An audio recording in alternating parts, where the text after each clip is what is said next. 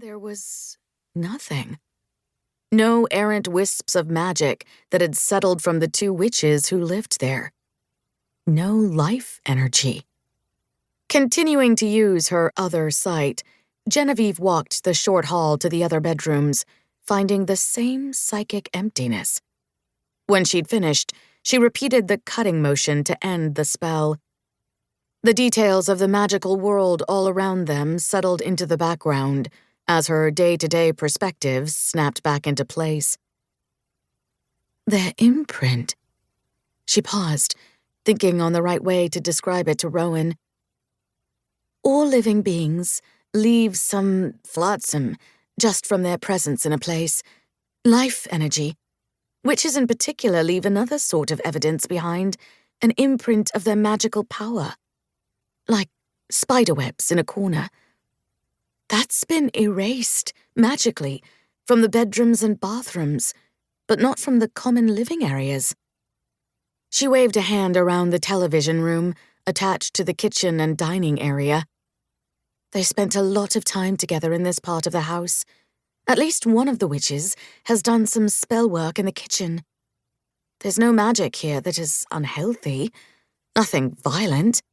But once you step into that back hallway where the bedrooms are, it's as if someone has used bleach or another such cleanser.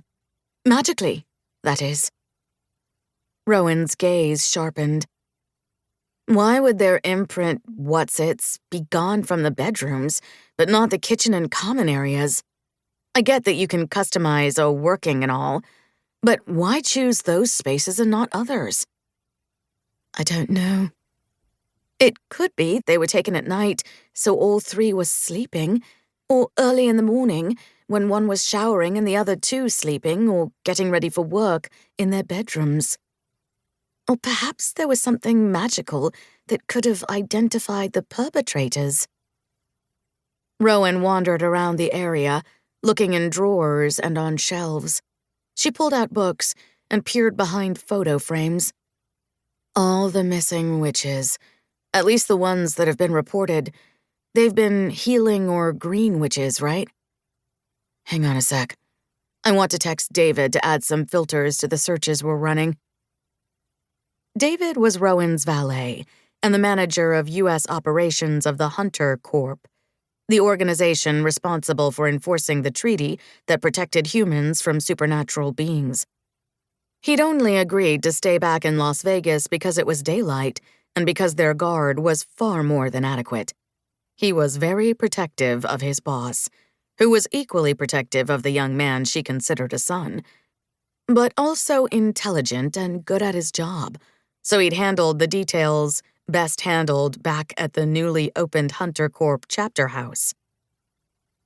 Check the connection we can find between the humans and witches who've gone missing together, Genevieve said. I assume you're filtering out the disappearances connected to the blood front and the black market siphon spells. Rowan nodded shortly. First thing I asked him to do in the text. He's most likely already thought of that. He's pretty smart that way.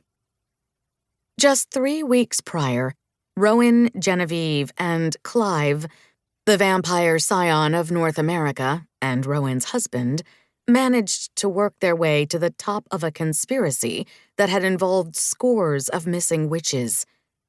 Witches who'd been drained of their magic to power a fairy who'd been cast out of his realm. They'd left a trail of dead, responsible parties.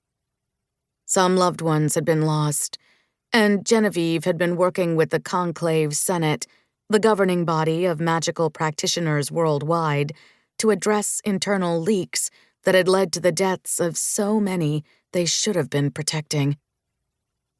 Instead of the disappearances finally coming to a halt after they'd vanquished a nearly immortal being, 7 new missing witches had been reported over 10 days.